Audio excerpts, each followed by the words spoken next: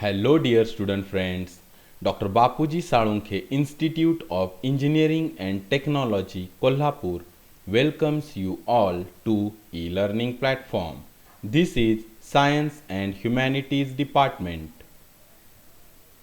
Myself Mr. Sudarshan Dinkar Mahadik, and the course which we are learning is Basic Science Physics.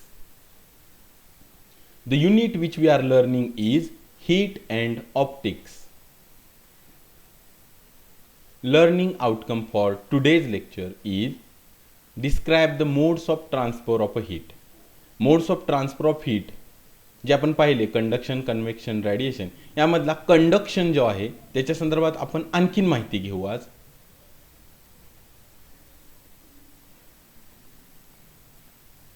Temperature gradient. सुरुवातीला आपण temperature gradient ही concept काय आहे हे समजून घेऊया. ही डायग्राम कन्सिडर करा. याच्यामध्ये जी डिटेल्स आहेत ते असे आहेत. Consider a metal rod A B having length D. हा एक मेटल रॉड आहे ए बी. हा एक मेटल रॉड आहे आणि त्याची लेंथ किती आहे? स्मॉल डी इतकी आहे. End A is at a temperature T1. म्हणजे हा जो एंड ए आहे ना त्याचं टेम्परेचर किती आहे? T1. And B is at a temperature T2. B and जो आहे तो त्याचं टेम्परेचर किती आहे? T2 इतका आहे. Temperature T1 is greater than temperature T2. म्हणजे T1 हे टेम्परेचर T2 पेक्षा जास्त आहे. म्हणजे हे टेम्परेचर T2 पेक्षा जास्त आहे. मग अशा केसमध्ये टेम्परेचर ग्रेडियंट म्हणजे काय पहा, त्याची डेफिनेशन काय आहे. Temperature gradient is defined as change in a temperature per unit length of a rod. पहा परत एकदा definition. Temperature gradient is defined as change in a temperature per unit length of a rod. म्हणजे temperature gradient म्हणजे एक ratio आहे. कसा? तर temperature difference divided by length of rod. बघा इथं टेम्परेचर डिफरन्स किती येणार आहे? T1 minus T2 divided by length of rod. Per unit length of rod म्हणजे डिवायडेड बाय त्या रॉडची लेंथ किती आहे ते, म्हणजे डिवायडेड बाय टी. म्हणजे temperature gradient is equal to T1 minus T2 upon D. Change in temperature काय आहे? T1 minus T2 divided by per unit length of rod means divided by length of rod किती आहे तर D. एक लक्षात घ्या, कधीही ग्रेडियंट त्याच वेळी अवेलेबल असतो, अस्तित्वात असतो, ज्यावेळी कुठल्याही प्रकारचा चेंज किंवा डिफरन्स असतो.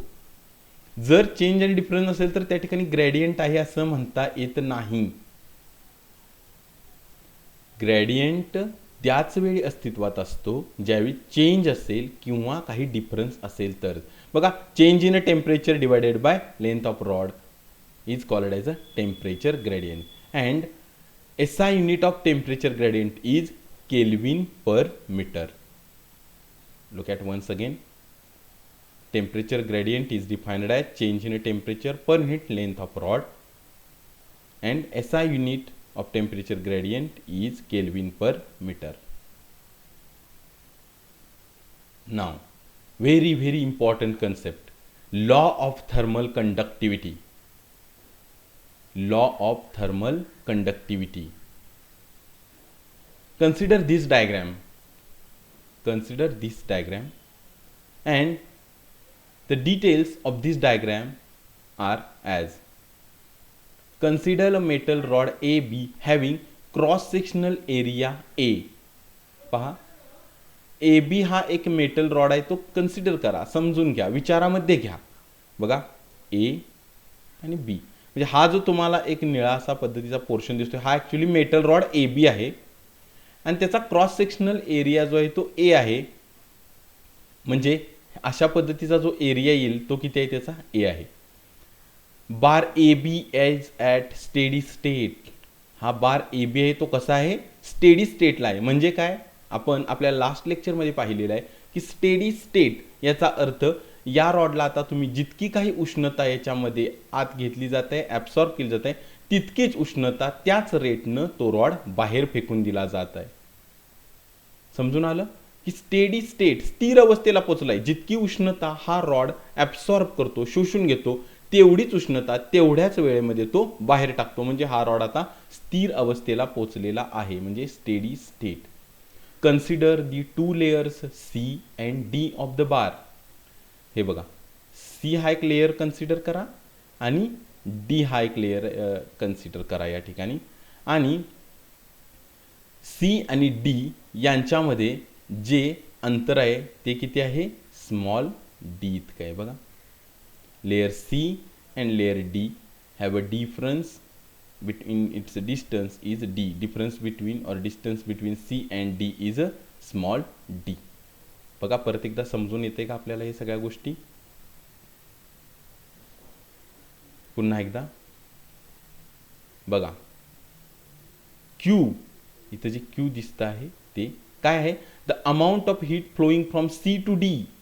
C पासून D पर्यंत जी उष्णता जात आहे वाहून ती आहे कॅपिटल Q इतकी. अत्यंत शांतपणे, अत्यंत स्लोली प्रत्येक टर्म ध्यानामध्ये घ्या. फिजिक्समध्ये खूप महत्त्वाचं असतं की तुम्हाला प्रत्येक टर्मचं मिनिंग समजलं पाहिजे. Q म्हणजे काय? तर ही उष्णता आहे C पासून D इथपर्यंत जाणारी. D मी तुम्हाला ऑलरेडी सांगितलेलं आहे, डिस्टन्स बिटवीन 2 लेयर्स, म्हणजे C आणि D यांच्यातलं डिस्टन्स. T1 म्हणजे temperature of layer C. T2 म्हणजे टेम्परेचर ऑफ लेयर D. आणि ऑब्विसली उष्णता जर इकडून इकडे वाहते याचा अर्थ T1 is greater than T2, म्हणजे T1 ही व्हॅल्यू मोठी आहे T2 पेक्षा. आता statement of law of thermal conductivity, म्हणजे उष्णता वहन करण्याचा जो नियम आहे त्याचं स्टेटमेंट काय आहे बघा. अतिशय इम्पॉर्टंट स्टेटमेंट आहे. ॲट अ वन ग्लान्स बघा, the amount of heat Q flowing from C to D at steady state is directly proportional to A, area of a cross section of a layer, that is capital A. Temperature difference between 2 layers, that is T1 minus T2. Time for which the heat flows from layers, that is T. And inversely proportional to distance between 2 layers, that is D. हे statement पुन्हा एकदा बघा, समजून घ्या, वाचा. मी तुम्हाला याचा अर्थ अगदी सोप्या भाषेत सांगतो. या स्टेटमेंटचा पूर्ण अर्थ काय आहे बघा. Amount of heat Q flowing from C to D at steady state is directly proportional to, म्हणजे काय की C पासून D या लेअरपर्यंत जी काय उष्णता Q एवढी वाहते आहे ती कशा कशाबरोबर प्रोपोर्शनल असते? डायरेक्टली प्रोपोर्शनल म्हणजे समप्रमाणात बदलत असते. तर area of cross section of a layer, that is A. Temperature difference between 2 layers, that is T1 minus T2, and time for which the heat flows from a layers, that is T. ह्याचा simple भाषेत अर्थ काय बघा की समजा आता ही diagram तुम्ही consider करा. इथं याचा अर्थ एवढाच आहे की C पासून D पर्यंत जी उष्णता वाहून जाते ती कशा कशा प्रमाणानुसार बदलते किंवा कशा कशाच्या समप्रमाणात असते. समजा हा एरिया ऑफ क्रॉस सेक्शन वाढला, म्हणजे हा रॉड इतका आहे ना, त्याची लांबी आणखीन वाढली गेली समजा, म्हणजे area of cross section of layer जो आहे तो जर वाढला तर, किंवा टेम्परेचर डिफरन्स त्यांच्यातला वाढला, म्हणजे T1 मायनस T2 ही जी व्हॅल्यू आहे ती वाढली, आणि जर इथून इथपर्यंत उष्णता वाहून येण्यासाठीचा जो टाइम आहे तो वाढला तर ही जी उष्णता Q आहे ना तिची सुद्धा व्हॅल्यू वाढत असते. And inversely proportional to distance between layers म्हणलंय. आणि ही उष्णता कमी कधी होईल तर जर ह्या 2 लेयर्स मधलं अंतर आहे ते जर वाढलं तर ही उष्णता आहे ती काय होईल? कमी होईल. बघा, C पासून D पर्यंत जाणारी उष्णतेची व्हॅल्यू जी आहे ती कधी कधी वाढणार. 3 फॅक्टर आपण सांगितलेले आहेत.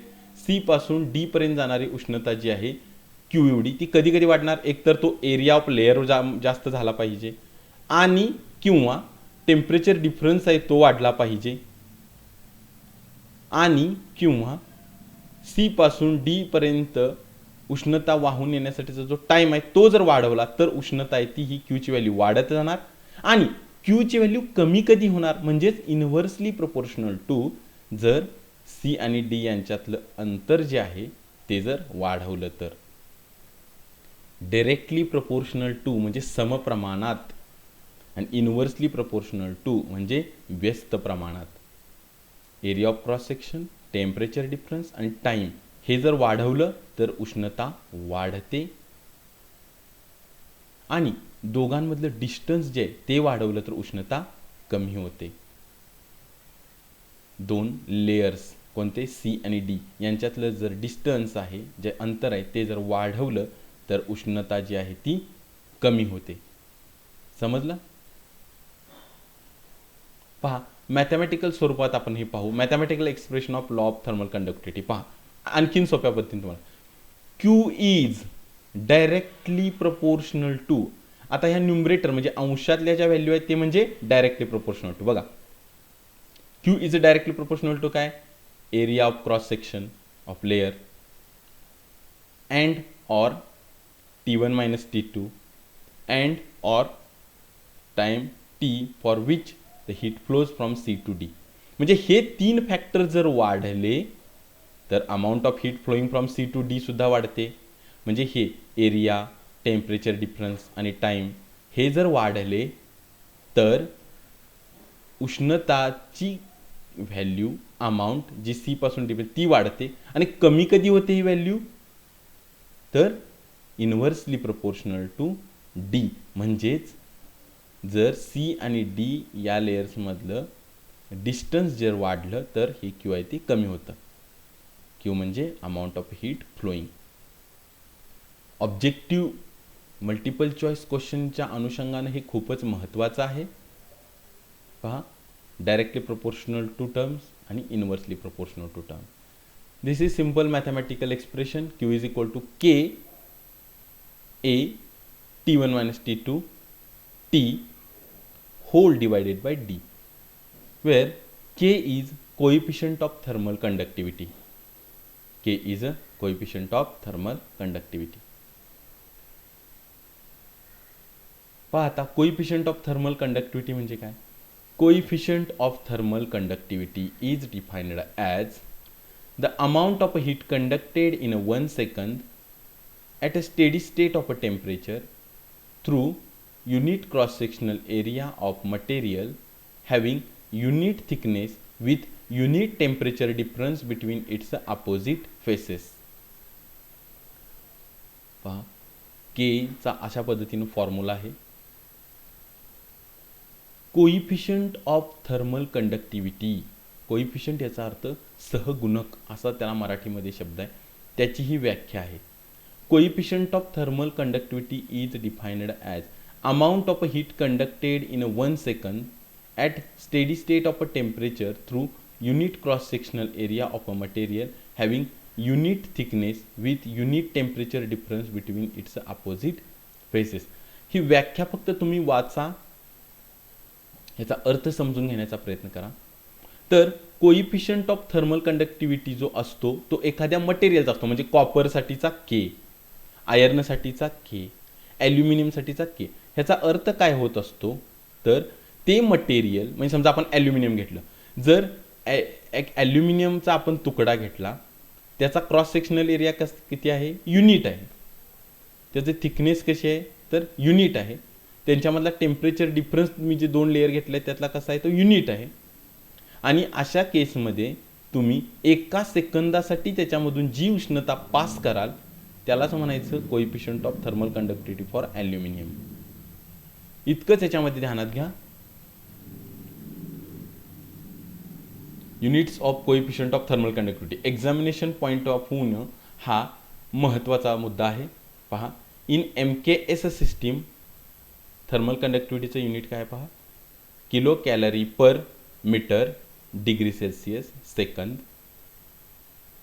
In CGS system calorie per centimeter degree Celsius second, and in SI system joule per meter Kelvin second or simply watt per metre kelvin. SI सिस्टीममध्ये कोएफिशियंट ऑफ थर्मल कंडक्टिव्हिटीचं जे युनिट आहे ते काय आहे, watt per metre kelvin or joule per metre kelvin second. पहा, कारण joule per second आहे त्यालाच आपण वॅट असं म्हणतो. पहा, एम के इथं आहे असं आहे, एम के म्हणजे जूल पर सेकंद, याला आपण वॅट असं संबोधत असतो. युनिट्स ध्यानात घ्या. आता एक्झाम्पल्स पाहू आपण टेम्परेचर ग्रेडियंटच्या संदर्भात. पहिले एक्झाम्पल पहा, question 1. A metal rod of a length 0.2 metre has one of its end at 20 degree Celsius while other end is at 50 degree Celsius. Find the temperature gradient. हा आपला क्वेश्चन आहे. आता question solve करत असताना पहा, आपण दिलेली माहिती लिहून घेऊ आधी. गिवन, आता बघा, T1 is equal to 50 degree Celsius and T2 is equal to 20 degree Celsius. Higher temperature जे आहे ते T1, लोअर टेम्परेचर जे आहे ते T2, आणि metal rod of length 0.2 metre सांगितले, म्हणजे डी किती येणार, D is equal to 0.2 metre. Okay, now we have a formula for temperature gradient T1 minus T2 upon D. Let us put the values. आपण त्याच्यामध्ये value insert करू. T1 ची value 50, T2 ची value 20 आणि D ची value आहे ते 0.2. हे कॅल्क्युलेशन केल्यानंतर therefore temperature gradient comes out to be 150 degree Celsius per metre, 150 degree Celsius per metre.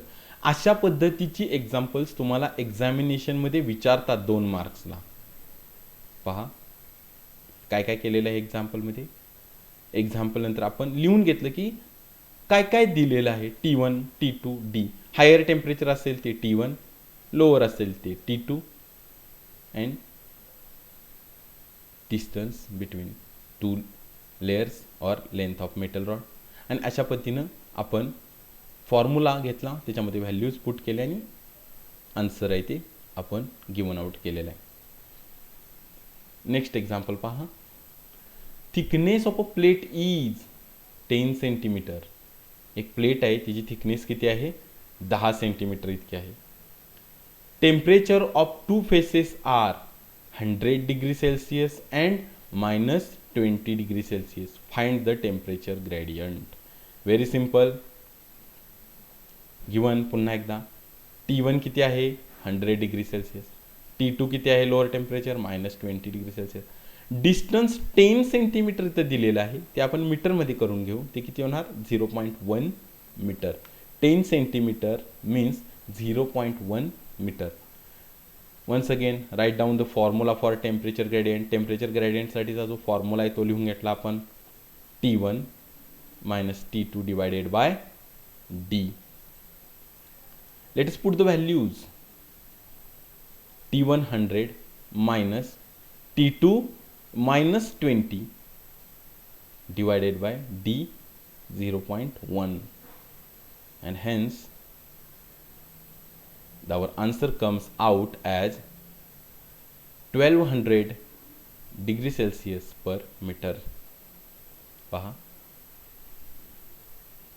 तर अशा पद्धतीनं 2 मार्क्ससाठी हे एक क्वेश्चन्स न्यूमरिकल्स तुम्हाला विचारले जातात. You have been asked for these numericals for maximum 2 marks in multiple choice question examination. Okay, I hope you all have understand the today's concept of law of thermal conductivity. Thank you very much.